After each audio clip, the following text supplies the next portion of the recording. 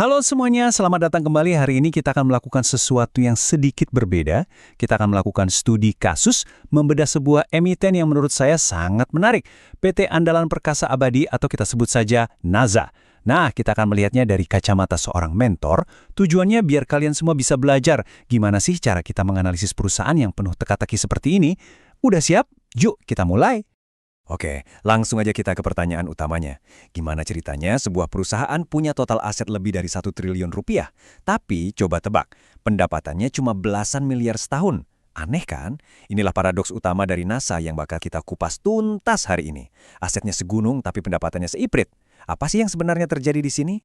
Nah, untuk memecahkan misteri ini, kita akan telusuri dalam 5 langkah. Pertama, kita kenalan dulu sama perusahaannya. Terus, kita cek mutasi rekeningnya, alias kinerja keuangannya. Setelah itu kita coba cari harta karun yang tersembunyi di neracanya.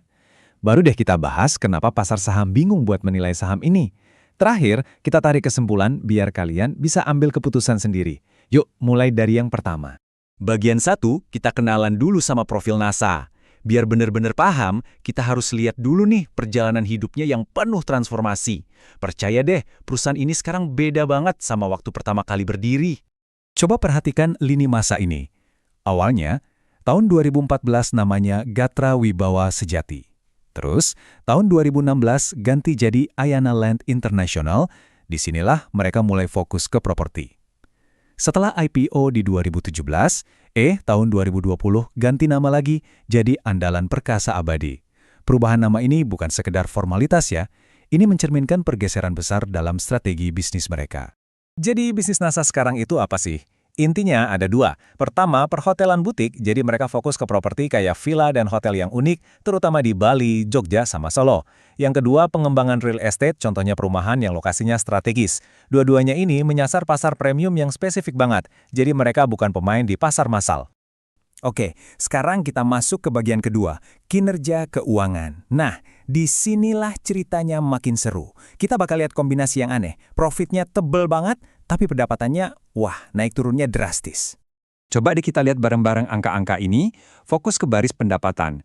Dari 4 miliar, loncat ke 14 miliar, terus stabil, terus turun lagi. Ini kayak lagi naik kali roller coaster. Laba bersihnya juga sama, dari rugi, tiba-tiba untung besar, terus turun lagi. Nah, volatilitas inilah yang jadi ciri khas operasional NASA. Tapi, di tengah semua gejolak itu, ada satu angka yang luar biasa stabil dan, wow, margin laba brutonya konsisten di atas 80%. Ini angka yang fantastis banget loh. Artinya, dari setiap 100 rupiah pendapatan, lebih dari 80 rupiahnya itu jadi laba kotor. Ini menunjukkan model bisnis mereka efisien banget. Terus, kenapa kok pendapatannya bisa naik turun gitu? Ya, karena sifat bisnisnya. Gampangnya gini, bayangin kamu pengembang properti. Tahun ini kamu berhasil jual 1 menara apartemen, pendapatanmu bisa triliunan. Tapi tahun depan kalau nggak ada proyek yang kelar, pendapatanmu bisa jadi 0. Nah, pola yang sama, tapi dalam skala lebih kecil terjadi di NASA. Sekarang, yuk kita pindah ke bagian ketiga. Ini bagian favorit saya.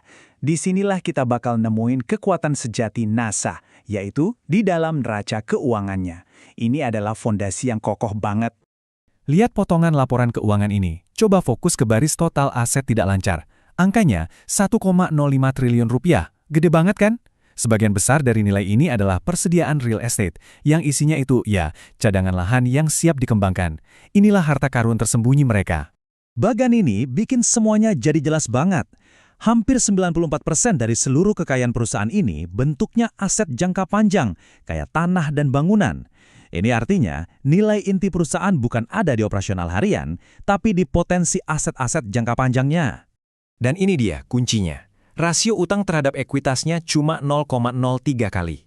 Coba deh bayangin, di industri properti yang biasanya mandi utang, punya rasio sekecil ini tuh sebuah kemewahan. Ini bikin NASA kayak benteng yang super kokoh. Mau ada badai ekonomi atau kenaikan suku bunga sekalipun, mereka bakal kuat. Ada kutipan dari seorang analis yang menurut saya pas banget buat merangkum semua ini. Neraca keuangannya sempurna, tapi rekam jejaknya diragukan. Artinya, fondasinya kuat banget, tapi kemampuannya buat mengubah fondasi itu jadi keuntungan yang konsisten, nah itu masih jadi tanda tanya besar. Bagian keempat, kita bahas paradoks penilaian pasar. Jadi, pasar saham itu ngelihat perusahaan kayak gini gimana sih? Jawabannya rumit. Bisa dibilang, saham NASA ini murah, tapi sekaligus mahal. Loh, kok bisa? Nah, disinilah letak paradoksnya.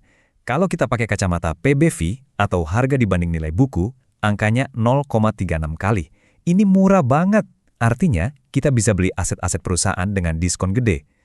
Tapi, coba ganti kacamata, pakai PEE atau harga dibanding laba, angkanya 52,45 kali. Ini mahal banget. Jadi, investor yang fokus ke aset bakal bilang ini murah. Tapi investor yang fokus ke laba bakal bilang ini mahal. Dua-duanya nggak salah, tergantung sudut pandang. Oh iya, ada satu info tambahan. Saham NASA ini ada di papan pemantauan khusus. Gampangnya, ini status dari bursa buat saham-saham yang likuiditasnya rendah.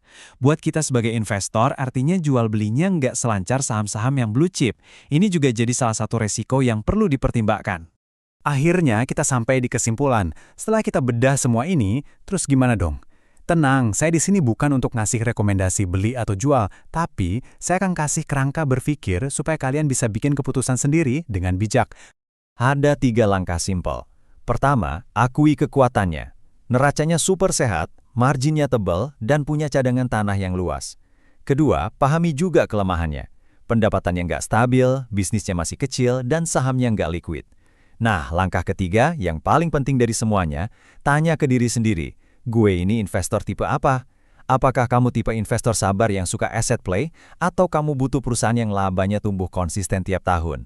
Jadi, ini dia rangkumannya. NASA ini contoh klasik dari asset play. Perusahaan yang kekuatannya ada di aset dengan fondasi keuangan yang kokoh. Profitnya tinggi, tapi pendapatannya nggak bisa diandalkan. Valuasinya mencerminkan dilema pasar antara nilai aset versus nilai laba. Status pemantauan khusus jadi risiko tambahan, dan kunci masa depannya cuma satu. Seberapa cepat manajemen bisa menyulap cadangan lahan mereka jadi duit. Pada akhirnya, saya akan tinggalkan kalian dengan satu pertanyaan besar. Dengan semua yang sudah kita bahas, menurut kalian, NASA ini permata tersembunyi yang belum dilirik pasar, atau justru sebuah jebakan nilai di mana asetnya akan terus tertidur untuk waktu yang lama? Jawabannya ada pada analisis dan profil resiko kalian masing-masing. Terima kasih sudah menyimak.